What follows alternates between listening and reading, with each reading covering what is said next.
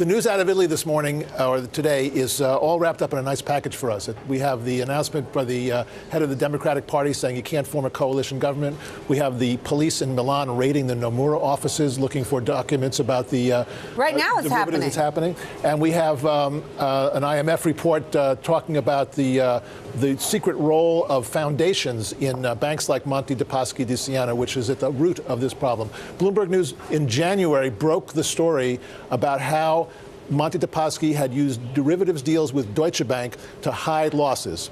Ever since then, it became a huge scandal in Italy. It was a big factor in the presidential elections in February.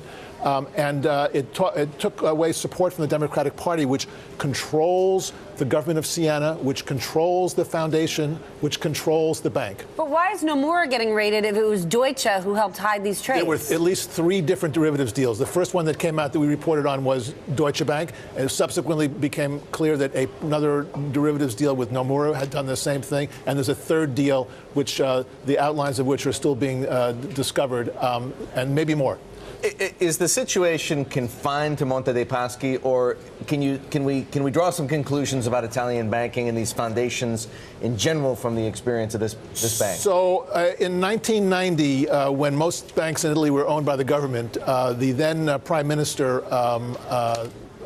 put through a law to help privatize the banks, and they did it through this structure of foundations, where they moved the state ownership of the banks into these private nonprofit foundations, which were supposed to be charitable organizations.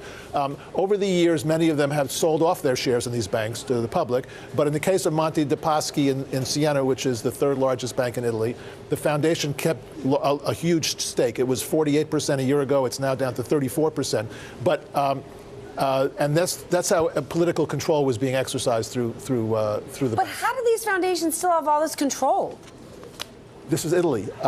The foundations get money from dividends, that the bank pays them, and uses that money to disperse for local projects, like the Palio horse race in Siena is funded by the foundation that owns this stake in the bank. It's such a glamorous event. Everybody wants to go. Except they don't have the money to pay for the Palio this year. They had to withdraw the funds. At the very least, a cautionary tale, and clearly Italian banking needs some more restructuring. Robert, before you go, we'd like to play an excerpt from an interview that Brian Moynihan, the CEO of Bank of America, gave to Charlie Rose last night. Have a look. This is the best job there is, and you know, while there have been times when you sit there and say, geez, this is a lot of pounding, you always keep your eye on the purpose you're here, and it's to help those people live their financial lives. And if you really keep focused on that, I could do this the rest of my life. Clearly, Bank of America is a long way away from Monte dei Paschi, and Brian Moynihan doesn't have nearly the kinds of problems that bank has had. But the best job in the world? The best job there is? I don't know.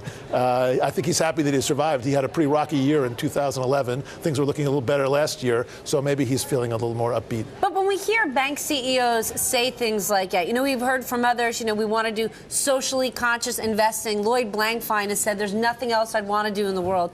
You are all over the banking universe. Do you have a hard time believing this when you look at what bankers have gone through? It's spin, Stephanie. It's spin. That's not their real business. That's what they say to make us feel good.